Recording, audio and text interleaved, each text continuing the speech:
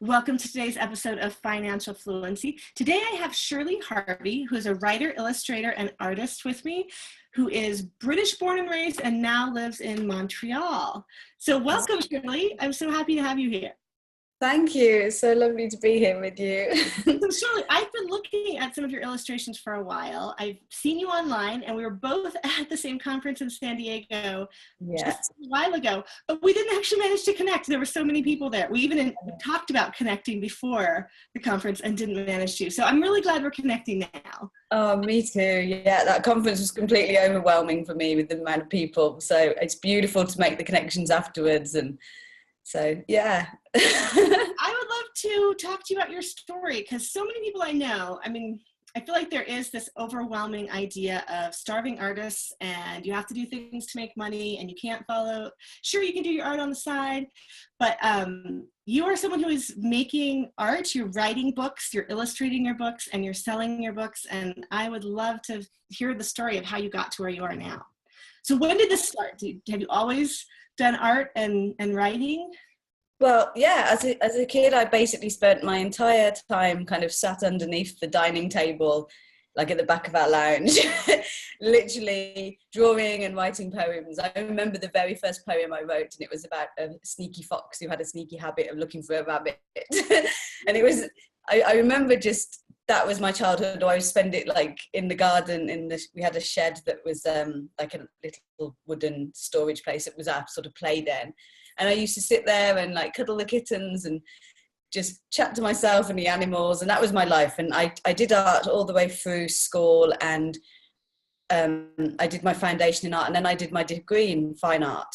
I went away to the University of Plymouth in England. And the whole time my parents were very encouraging, and my mum had done art college later in life, but had been very poor at the time and had sort of really not wanted to be extravagant with the materials. So she was very sparing. And I mean, I had her oil paints like right up until I was about 25, like, because she'd sort of eked them out for so long because they'd cost so much money. So she was always sort of like, you have the money to do art, I'm supporting you to do art. But the message all around me and from all of my family, who were very, very mathematical and scientific, and they're all maths teachers, and was, you'll never make money from your art. You'll never make money from your art. So do it now, enjoy it, and then join the real world. And so when I came out of my degree, again, my degree was incredibly conceptual, and that just wasn't me. I just wasn't a conceptual person. I can't just put a piece of brick on the floor and conceptualize about it and call it art. It's just not who I am. And so I came out very disillusioned, very disappointed, and kind of just hung up my paintbrushes and just stopped all art, joined the real world, got an admin job because that was all I was qualified to do. And then a few years later, I've discovered homeopathy, and I went down that route and trained as a homeopath for 8 years. I was training to be a homeopath. Started to practice homeopathy when I had my son, and then just practiced barely like on the side. And but I think what homeopathy did for me was open me up to this whole world of like spirituality, of meditation, of energy, of working with energy. And so I started going down that route. And I remember then with my husband, he had the opportunity to move abroad. And we're talking 12 years on from when I'd graduated. And I have a 4 or 5-year-old boy at the time. And it came up to go to Canada. And I literally just said, that's okay then, because that's my spiritual home and that's where I'm going to heal. And it came from nowhere, this voice that said this. And I was just like, who said that? Like, that was so weird. But it just felt like this huge calling. And the minute I got off the aeroplane here, I felt like this is home, like I've come home. But interestingly, just before that, I'd completed a 9-month female business mentoring course where we met monthly in a group. And at the end of those 9 months, I had come to the conclusion I didn't want to be a homeopath anymore. I wanted to be an artist. And this was having never done art for 12 years, like having done nothing for 12 years. So I came here, couldn't practice homeopathy because of the laws here, and was kind of just thrust into this new world, new culture, we landed at the beginning of the winter here, and as you know, winters here are very extreme, and this was the worst winter they'd had in 65 years that we landed into. What year was that? Sorry? What year was that? So this was 2013 we came, November 2013. By January 2014, so within 3 months, my husband and I were in the process of splitting up, because the change and everything, what happened, it just basically, when you take away someone's support networks, there's either something strong left holding that couple together, or there's nothing. And in the case of my husband and I, we just discovered there was nothing holding us together. And actually the reason we'd had a happy marriage was because we were just filled with other things in our lives and hadn't really paid any attention to our marriage. So it was a very difficult time. I'm in this strange country in the middle of the coldest winter I've ever experienced, like minus 30 degrees, with a 5-year-old boy, going from a big house like in the suburbs with 2 cars, huge garden, to suddenly living in inner city in these tiny little apartments, no garden, just a little balcony, no car, trudging through the winter conditions to get to school every day, and no job and no way of working here because I didn't speak French. And it was a really difficult time. Like, I remember describing it as feeling like I was stood on the edge of a cliff with like the biggest fear monster behind me, like of everything I've ever been scared of in my life, literally yelling at me to jump off the cliff. And I just jumped. And I felt like I free falled, and I still feel like I'm free falling now. Like, I still, like 3 years later, still feel like I'm, when's it gonna end? And but so in that situation, I really struggled to know what to do and to know how to manage my son's emotions, because he was lost, he was frightened, he was completely confused, he was incredibly angry and scared, and took it out on me because I had been this constant, stable figure in his life, and then suddenly I just dropped away and had just gone, I can't do this anymore, like I'm living a lie. And the only thing I could do, I remember literally I was walking the streets one day in spring, and I sat on a bench, and I'd had this very clear message to take some paper with me. And so I took this paper to the park, and I sat on a bench, and I looked down at my feet, and there was a pen on the floor, and I picked up this pen on the floor that was like half dead, and I started just drawing circles, and it was almost like spirit had my hand. And I just sat there in amazement going, what's going on? What am I doing? And then at the end of it, I'd drawn this beautiful snail from a really bizarre perspective that I would have never thought of drawing. And I sat there and was just like, wow, I have to draw again. And so I started the process of drawing again, and it was all I could do really to just keep going and just make sense of what was going on. And I started to write again, and I just started to write stories and little paragraphs here and there about these animals and this life, and it just sort of escalated from there. And eventually I just went down the art route, and I opened an Etsy shop and just started to gain traction and get my feet on the ground while still dealing with my son's emotions, which went on for a good 6 months really of complete trauma with my son. Does your husband, but at the time, sorry? Does your husband live nearby there in Montreal still? Yeah. Okay. And it was a very amicable separation, and we've co-parented very beautifully together. But we worked very hard with my son to kind of really help him transition. But one of the things that really struck me with my son was we would read Dr. Seuss, Oh, the Places You Go. And I would bawl my eyes out reading it to him. I could barely get through it without crying, because it was such a, it was so closely parallel to our life. The pages where it's like, sometimes you'll be all alone and you'll face up to fears, and, and it was just like, this is what we're doing. This is exactly the journey we're going through. And if it wasn't for that book, I don't think either of us would have got through, because we were able to just keep going back into it and having those conversations. And then it became very clear to me that I wanted to write the books that I wished we had. And I went through a phase when I was about 2 years later, it was almost like all of the grief and the hurt and the pain and the emotion caught up with me. And I remember just being floored one day, and I came home from dropping my son off at school, and I fell on the floor and sobbed, and I couldn't get up literally for 4 weeks. I had my ex-husband was really good, and he helped look after my son, and I literally just had a complete breakdown. And I allowed myself to go into every single emotion and to feel all of the pain, and, and everything I'd ever feared about being abandoned, being on my own, had happened. And I sat on my floor and cried and just tried to pick myself up as best I could. And then at the end of it, I started a series of things that I did that helped find my inner joy again, not related to anyone outside of me, not related to any external circumstance, just to find out how to be happy again. And there was a whole series of things I used to do. I used to sit in front of the mirror and grin like this at myself for a minute 6 times a day. I used to, when I went running, I would, when no one was around, I would skip, because I used to skip as a child. And gradually over a few weeks, I started to get happier and happier, and to the point where I was really just in a state of bliss.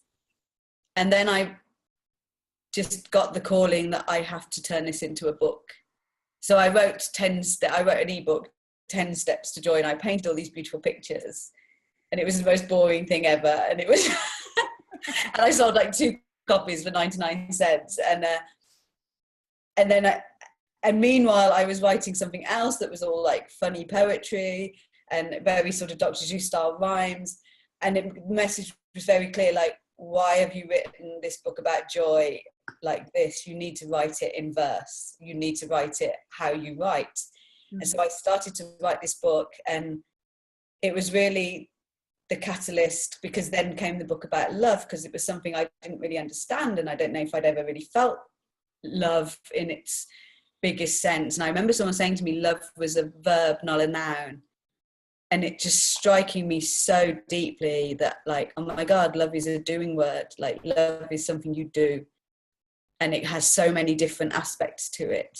So then love came along, the book Love. And then it became very clear that there was a series of 5 books in my head that I needed to write and illustrate.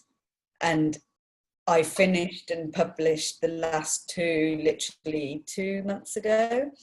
Oh, congratulations. Thank you. So, and I self-published to begin with, because for me as well, they were very much kids' books for adults. They were the books I wished I'd had through the whole time I'd been in Canada, struggling. Mm-hmm. Did you ever think of going back home? No. No way to do that. The whole time we were here, I was living with this over my head that we might have to, and not wanting to. And so there was a huge sense of powerlessness on my part, mm-hmm. and feeling very powerless. But all I kept doing was just kept going. And I had my Etsy shop. I closed the one Etsy shop that I started originally, and then opened a different one with a different name and different style. And so that's when I started painting the animals doing human things. So there's a part of the story that, as a child, my favorite artist illustrator was Beatrix Potter, who was British and who probably sat in her backyard, and I know she had some rabbits and she would watch them and turn them into characters. Like, so much of your story is reminding me of her story. Yeah, and I'm likened to her all the time, because I paint watercolor animals doing human things. Yeah, and wearing, putting things on, I hadn't thought of that before hearing your story. Because a number of people do animals doing human things, but as this was coming out, just from watching her, what was the movie they made about her? Did you? I think it was called Beatrix Potter or something. Maybe the one with when they the American woman acted her. I actually don't remember who actually now. I saw it quite a while ago, but I had no idea just of the what her life was about at all, the heartache, the struggles, the fiance passing away, all these things that she, and also just being a woman at that time trying to publish anything in the publishing world, gave me so much more respect and put so much more depth, because some of those stories are rather mature, even some of the language here and there in them. The idea of, Peter being put in a pie. We were reading it last night, actually. My daughter loves it. We were talking about how when parents tell you not to do something, it's usually not just for no reason. There's usually a reason. And what's the reason not to go to Mr. McGregor's garden? You don't want to be put in a pie. That's kind of, that's a mature idea that animals get put in pies and eaten, and the death is a pretty mature idea, but she weaves them in so beautifully, and there are really painful moments of loss in some of those stories too. And it was interesting hearing your story behind the art, because your art does look so joyful. A lot of the animals, I know I've seen the cover of Love with the ribbons, and it's really beautiful. Actually, do you have any of them to hand? I was thinking I do. Try to have some images when we publish this episode. So that was Joy. Yeah. And then this is Grow. And then Love is, again, very beautiful, very sweet. But then I have Loss. Oh. This was a book I resisted writing for a very long time. Partly because I felt like every time I wrote a book, I had to go through it. And I felt like I'd been through so much loss. Mm-hmm. And I remember just sat there feeling wretched, because it kept coming. You've got to write loss. You've got to write a book about loss. You've got to write a book about loss and grief. And I remember just going, I'm not doing it. And then one day I was like, okay, I'll do it. And a sense of complete calm, serenity, and that peace, like, just descended upon me. It was like, yeah, this is my calling. I have to write this book. And an interesting thing too is, I'm not sure if you know, but I have kids with autism. So emotions and the kind of nuances of emotions, the layers and shadings and colorings of emotions can sometimes be kind of difficult to discuss. And it seems like the way you're exploring those is important for anybody, but I'm more acutely aware of it since having my kids, of how hard it is to explain. I feel like a lot of us, as we grow up, we think we all feel the same things, and we don't necessarily at all. We may have used the same word for something that feels completely different from one person to the next, Yeah, and I've always said these books they're kids' books for adults, because even as an adult, we've never, there's so much inner child within us that hasn't ever healed from the things that we didn't understand as children, that when we're in a situation with our children and we're watching our children really struggle emotionally, there's this still the inner child within us kind of going, I want my mummy too, and I've, these books to me they're the books for when you don't have the answers. And they just open up that conversation. And it's not like they're giving answers, but they're opening up the conversation about it. And they're allowing a kind of little, a cute, funny, verse with a funny little animal demonstrating it. But they're allowing you to kind of dive so deep within that if you want. And you don't have to. That's the beauty of them as well, is that you don't have to. You can just read it, enjoy it, laugh, look at the picture, but there's that ability to be able to go deeper within each poem and within each book. It's like the message is, you can go as deep as you want, and I think that's so important for children, to be able to not be told, but given an arena to express and to discover and to find their own way and their own path. And it's funny, actually, I'm in the process of writing my 6th book right now, and it's very different to these. It's much more of a storybook. It's all in verse, rhyming verse again, but it's about a little rabbit who is lost, and he's trying to find his own way, and yet he's sort of going after it. He meets some ducks, and they're like, come upstream for a paddle. So he's in his rowing boat, and his paws get really tired. And then he meets a beaver, and a beaver's like, come and do my way of life. It's the best. And it's like, the rabbit goes off and then the tree lands on his head, and it's just not the best for the rabbit, it's the best for the beaver.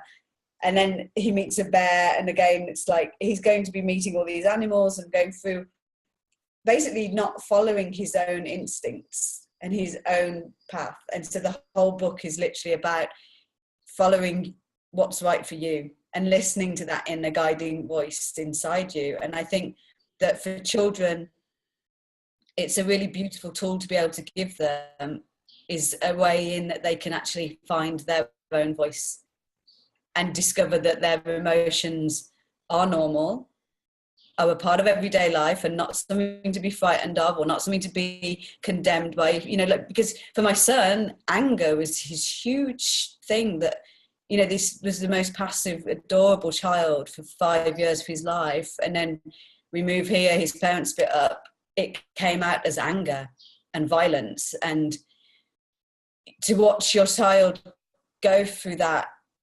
and see such a change in personality, but to hold that space where he's allowed to be angry was, I swear to God, the single thing that got him through it. Because when we tried to say, no, don't do that, and like met him with resistance, it would get 100 times worse. So to be able to sort of give him a way into exploring that anger, into exploring why he felt angry, into ways he can use that anger positively, was a beautiful gift we were able to give him. And I think that that's constantly been at the back with my books, like in my head, is that this is what I want to do, is be able to, like, I'm one of the most emotional people I know, and I'm like a kid all the time, you know. So to be able to be allowed to be emotional. Yeah. And in my family, very strong characters, very sort of not emotional characters. I'm from a big family. To be emotional, I was deemed the pathetic one. Oh, Shirley, she's autistic, she's crying again, she's pathetic. And it took me till I was 36, 37 to realise that those emotions were such a strength and not something that was weak and pathetic. I think so much of the time children are just told what to do. You know, we're too busy, or we don't have the patience, or school doesn't deem it necessary to explain. They just get, you know, these are the rules, do this, do this, do this. And it is good for them to explore. You know, and I have questions about traditional education, you know, the education system that we have for our kids right now. I mean, it's so outdated. It's so outdated. And all these children are coming in now who are, I don't know if you know about like the indigo children and the crystal children and the rainbow children, but, you know, as in the human race, we're evolving. So I've gone very woo-woo now. But well, I have special needs kids, so I've heard them called things like that, you know. Yeah, and actually it's not so much special needs, but they're coming in at a higher level of consciousness, where the need for rules and discipline and structure isn't so necessary. And their communication skills aren't necessarily dependent on verbal communication. There is more ability for telepathy, there is more ability for like using their sixth sense, so to speak.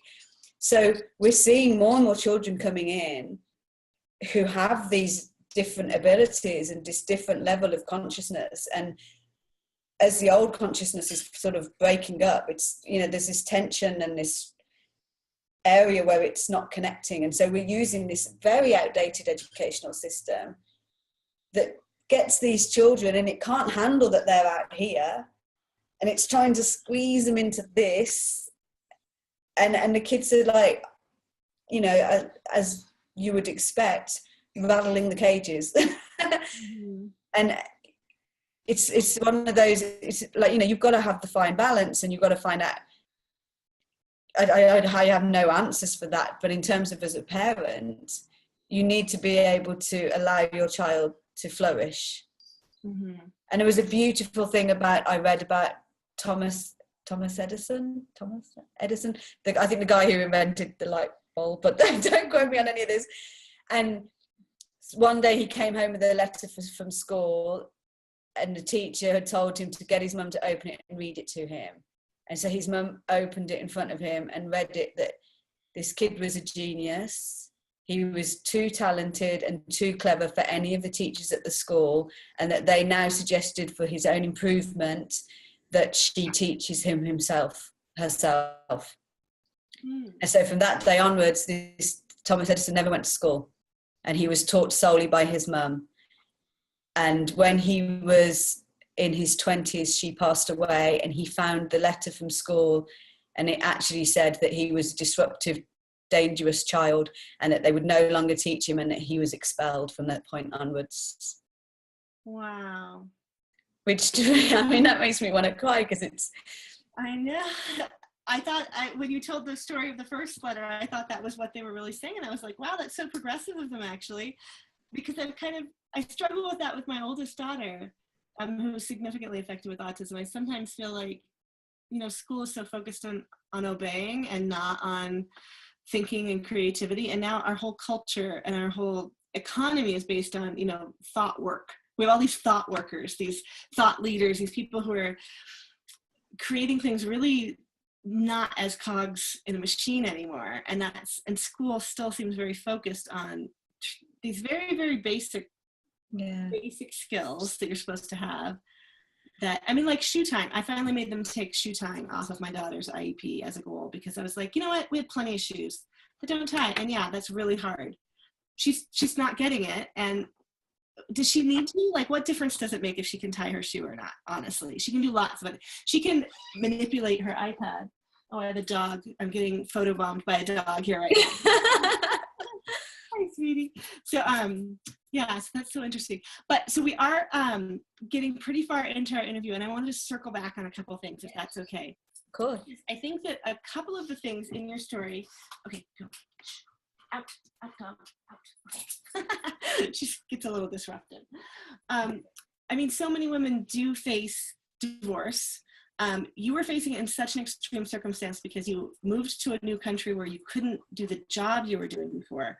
Were you earning income on your own at the time when you guys decided to divorce? No, so I had been a full-time mum for 5 years. Okay. And I'm so lucky that I have an ex-husband who has supported me throughout. So I could I have done what I've done without his support? Yeah, I'd have probably got a part-time job, or I would have found a way. But one of my personal struggles has been accepting his financial support and feeling worthy of it, even though I gave up my job, I gave up my redundancy payment to put into our house in England, have it done up, but I was a full-time mum for 5 years. And I remember then, even as a homeopath, like my husband saying, oh, well, if you can just earn yourself some pocket money. And so this notion that I can't actually be a successful business person and I can only earn pocket money was so in my head. And this sense that, for 5 years, I wore maternity clothes for probably four years after my son was born, because we didn't have the money to buy new clothes. And I would go up to my husband and say, can I have? And he'd be like, sweetheart, we're not made of money. And so I came here with this mentality that I'd had like a begging bowl for 5 years. And I'd always struggled to see my role as a full-time mum as worthy of a salary and worthy of an income. And so I came here with all of that money mindset already like eating into me, and then I leave my husband and yet I can't work. And so I struggled very much with this sense of entitlement of, well, I can't work and I came here for your job and I now know you have plenty of money, to also, it's not our money, like it's not my money, we're separated, I'm not allowed it anymore. And I tried to get him, he has been never ever put stuff on me, and he's been so great, and he's just like, here's the card, it's your money, like we're a team, we're raising our son together. So one of the really big lessons I've had to learn is that I'm worthy as a mum. And I even said it to someone the other day. I was working with someone, she said, well, you're a single mum. And I said, I don't see myself as a single mum. I see myself as a part-time mum because I have shared custody. Mm-hmm. And she just was like, whoa, that mindset is so damaging for you, that you think yourself a part-time mum, because it's saying you're not worthy of being, you know, it's like saying I'm only worthy of a half a salary, or I'm only worthy of half the recognition.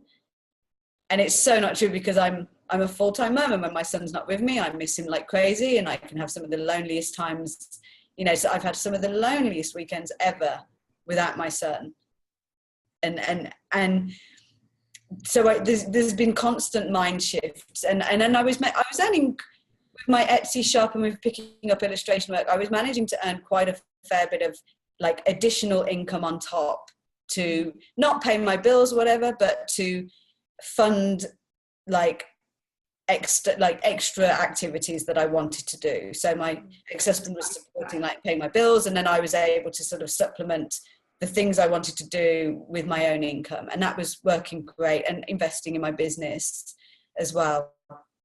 And then after San Diego, I made a real big decision to just basically stop the Etsy shop, close it, to not take on any more art commissions and illustration jobs, and to be all in with my books. And so now I'm back in that area where there hasn't been an income for the last 4 weeks at all, and I'm completely reliant on my ex-husband again.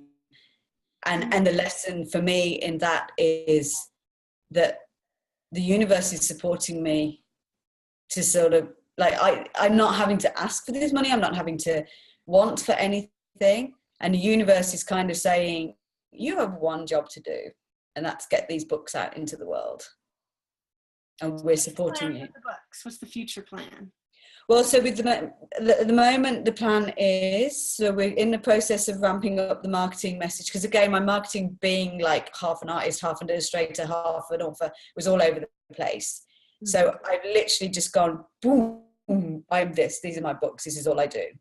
And so the marketing now, we're in the 4th week of really putting that message out there and ramping that up. I've got a book fair in Toronto in September, where I'll be taking the books.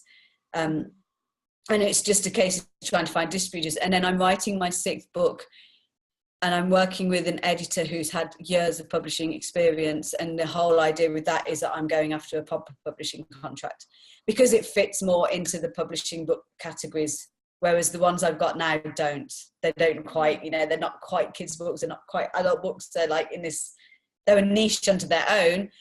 But when it comes to putting them on a bookshelf in a shop, publishers, they're very old-fashioned. They like, you know. Well, I was thinking too with your books, I mean, having illustrated books, probably the whole Kindle ebook revolution doesn't cater. Yeah, I could see, I mean, children's book mainly are paper books you hold in your hands, right? I mean, I feel like there are some attempts to start putting more and more children's books onto the pads in different ways. Like my kids have a few read-along books. You read that and then you push the button and it turns the page for you, kind of like those old, it reminds me of the records. Did you ever have books on record, like LP records as a kid? No, but I know what you're talking about. I think. Bing, to turn the page. Okay. Oh, I loved those. I had Peter Pan, I had The Hobbit, I had tons of those. But yeah, I could see it being a very different marketing strategy. You really need them in the shops, don't you? You need people to see them, to physically have them. It's not like, I'll buy that 99-cent ebook, bing, and it's on my, you know, we're having instant access to books. Yeah, and it's a learning curve for me, because I've literally, the whole last year was spent creating, writing and painting and going back and forth with my editors and getting the books ready to publish. So in terms of marketing them, I'm completely clueless, and I'm learning, and I'm working with some great people who are helping me sort of figure it out. But it's a completely new thing for me. And a lot of it as well is stuff that I'm like, oh my God, do I really want to do that? Like, do I really want like a crate of 1,000 books turning up at the dock and I've got to go sort them out. No, I so figuring those sort of things out, like the actual logistics of it, is a step-by-step process. But then when I show people my books, I generally get at least like 8 out of 10 people buy them. So like I don't have a worry that the books aren't sellable. It's just getting them into the right hands and into the right people. And it's hard to do that as a self-published author, because generally like all distributors will want you to come through a publishing contract. So this is why the next process is to get my 6th book finished and go down that route with that.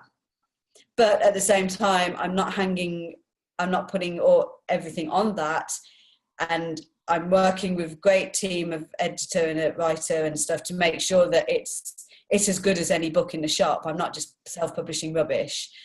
But if I don't have a publishing contract by the Toronto Book Fair, I will print it myself and have copies of it myself there.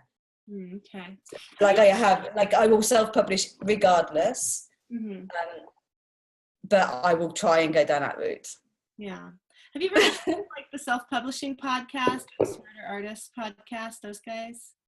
I don't listen to any podcasts.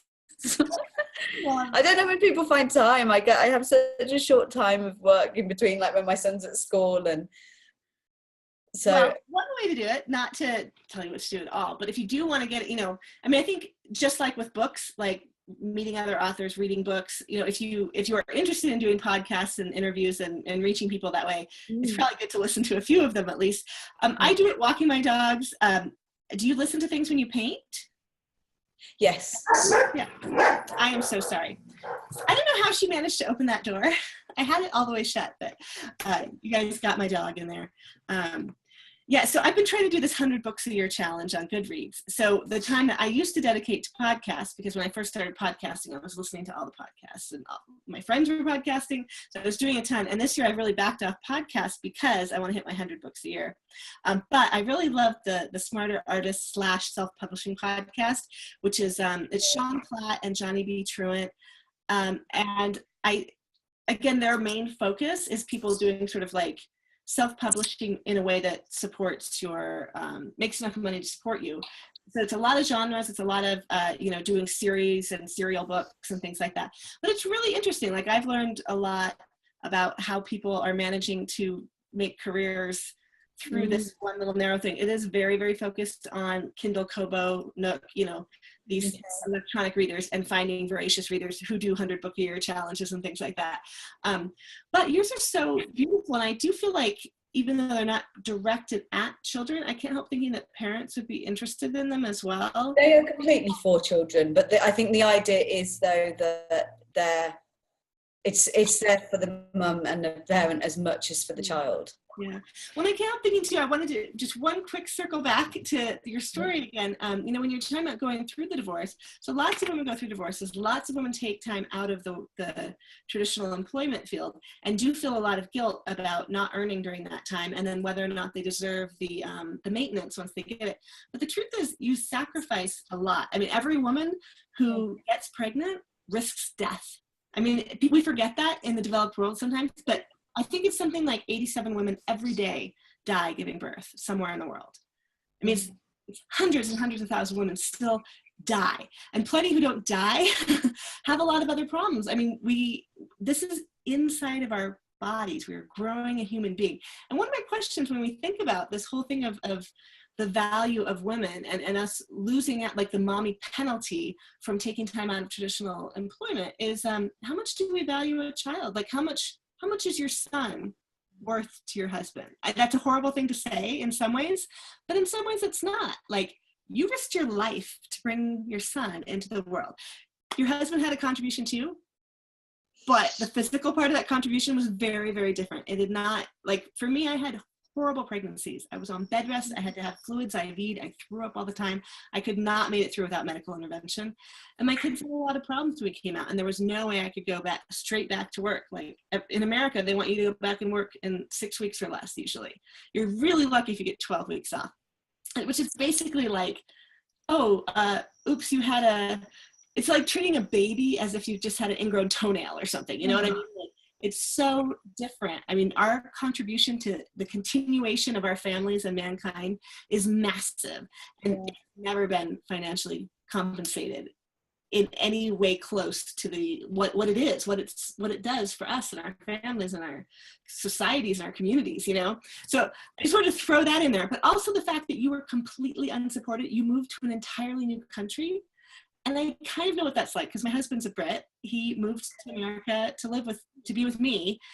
We spent a lot of time in other parts of the world too, but ultimately I have family. When we came back here to have kids, I have family here and he does not.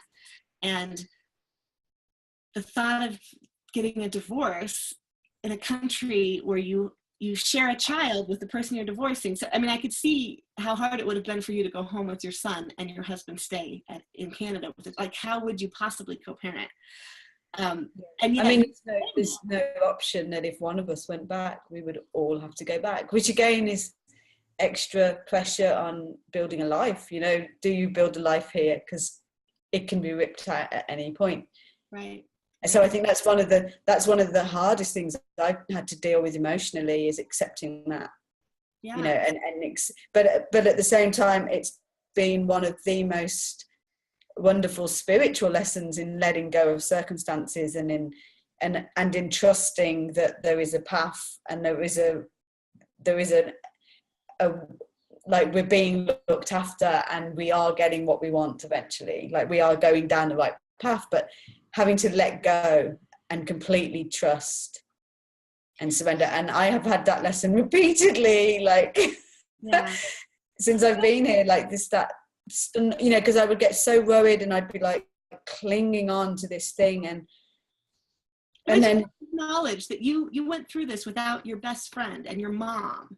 Yeah. You know, I mean, maybe they came and saw you in some of the midst of some of it, I don't know, or maybe you visited, but like that is huge and that's massive, just emotionally. I can't imagine going through it. And actually my family really, really struggled and a lot of my friends really struggled to understand it. So there was a rejection or an abandonment from that side of things too. They didn't understand. So I actually found those people that were keeping in touch with me were actually a handful of people I'd met through business networking in England and not people that I'd grown up with, you know, those relationships are now healed, but there was a couple of years where it was very difficult. Yeah. And in the best but at the same time, I've always said I've never been happier because I felt like I was doing what I was meant to do. You know, like I was painting and even a few weeks ago, like everything just was imploded suddenly. And it was like, we were possibly going to have to go back to England in July and everything was just sort of ripped out from underneath me. And I was just left like in tears, just going, oh my God, everything I've just been working for is gone. And I remember thinking, well, what would I do? And I thought, okay, we'll go back to England. I will go on benefits, get a part-time job, and I will continue to write and paint. And that was what the message was. And then as soon as I'd sort of said, yeah, I'm in, like I'm all in, this is what I'm going to do. Like almost overnight, it's like the universe was like, okay, she's let go. Like now we can give her back what she had and what she was working towards really. And it was like, it feels like in a way, like I'm constantly being like, well, you want to grow, you know, because I've always said, you know, I'm more committed to growth and expansion as a human being than to anything else. So every time anything horrible happens, or every time I have something that upsets me, or I meet someone who I don't like or who triggers me, I dive in because I'm like, what's the lessons here? How can I grow from this? How can I, like, even in the conference that we went to, there's one person that was particularly triggering me, and she was particularly triggering a lot of people I knew too. And a lot of people I knew were getting really like about her. And I was just like, no. And I started following her. I started reading everything she wrote, and I dived in. Why is this woman triggering me? Like, what is it that she is doing that I'm reacting like this to? And actually, I've learnt loads from her. And when I did like the alter ego exercise in the program that we were on, it was like who is somebody who embodies some qualities that you are wishing you had. And she was one of those people that was embodying a lot of these qualities that I kind of wished I had, or didn't feel that were part of me, or was pushing away because I didn't like them. And then I saw her from this whole different perspective, that like, wow, this woman is like, she's powerful, she's doing what she wants to do, she doesn't give a shit about what other people think. She doesn't care that people are being triggered by her. She doesn't care that people don't like her, but she's succeeding and she's got a great life for it. I'm so curious. And it was really... I'm not going to make you say who it is, but I'm so No. But like, for me, it was a real eye-opener, you know, like, how can I learn from this woman who's triggering me? And someone hasn't triggered me that much in a long time. So for me, I really chose to dive in and find out what it was. And actually, juicy lessons, juicy, beautiful lessons. And so now this woman doesn't trigger me at all. Now I read her stuff, and if it resonates, it does. If it doesn't, it's gone.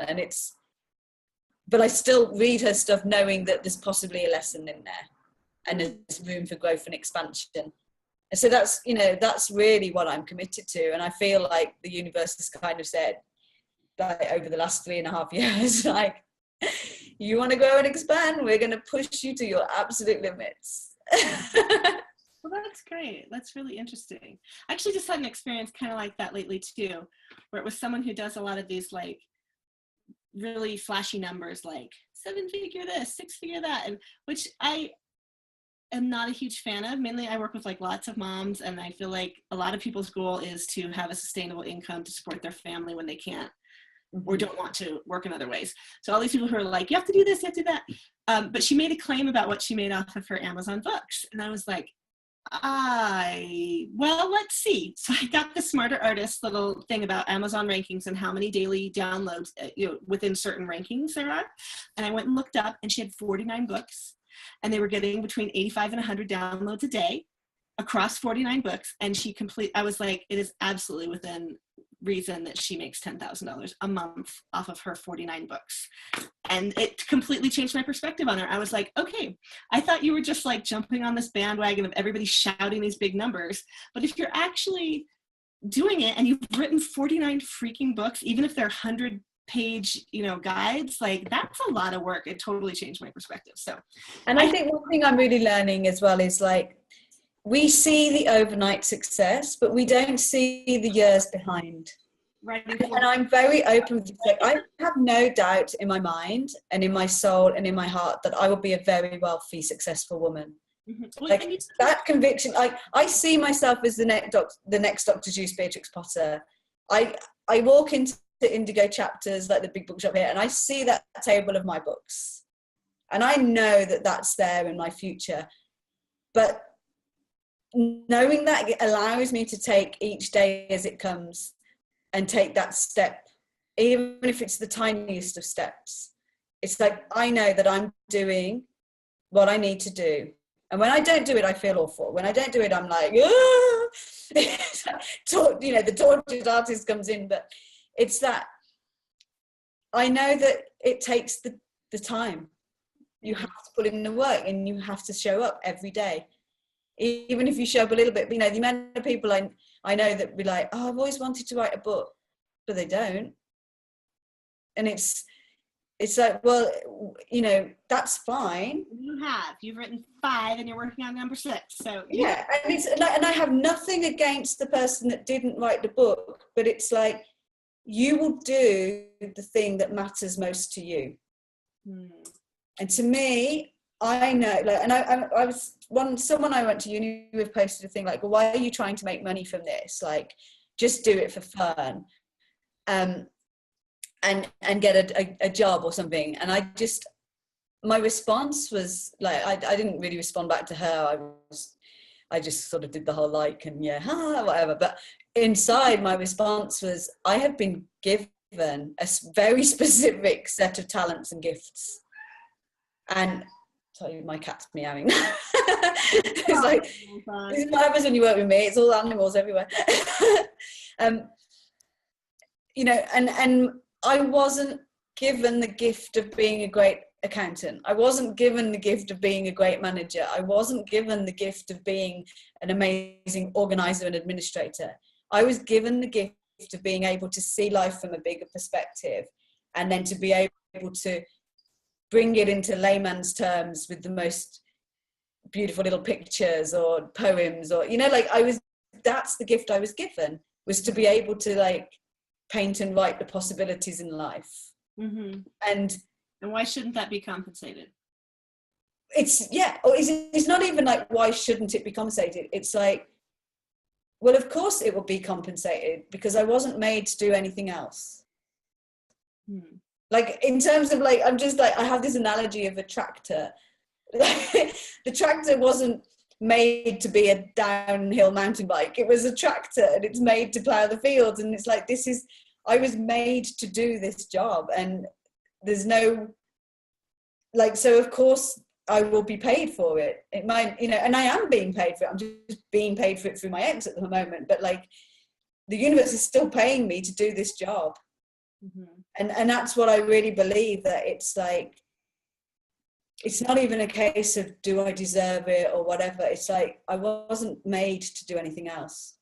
And you've already taken roundabout tracks trying other things, and you've circled back to this original thing for yourself. So I think we're going to have to wrap it up here, because we've gone a bit longer than I usually do, but I think that's a perfect place to end. You know, like this, it does sound like it's really a full circle story, and it's a beautiful story. Thank you so much for sharing it with us. My pleasure, Jen. Thank you so much for inviting me. And for all the people who have listened to this, and if you're watching YouTube, you caught glimpses of the covers of some of Shirley's books. If they want, well, obviously they want to come and buy your books, right? Where do they find you? ShirleyHarvey.com. Okay. So ShirleyHarvey.com. Okay. And are they available just through your website, or are they? At the moment, yes. Yeah, okay. We haven't figured out Amazon yet. Amazon is its own behemoth, but it does seem like it's an important place to get into, because I was reading the other day about how it is no longer actually considered a marketplace. It's considered one of the largest search engines. Yes. Because you can search so many things. So I think you should get on there when you can. But. Well, you can get Joy on there, because I went through Ingram Spark first time to self-publish. You were part of them. However, it was such a poor quality print that I refused to do any further with them, but then I don't know how to take it off. So if you do, you can buy a cheap copy on Amazon of Joy, but it won't be a nice, beautiful print. Like I ended up printing from a place in BC in Canada, because I wanted the quality. I wanted it to be something that felt you wanted to hold in your hands. Yeah. So. Well, that's good. Okay, fantastic. Thank you so much again for coming on the show, and best of luck with all of your book plans for the year. And I'm sure I'll be seeing you around the internet. Lovely. Thank you so much, Jen. Bye. Take care.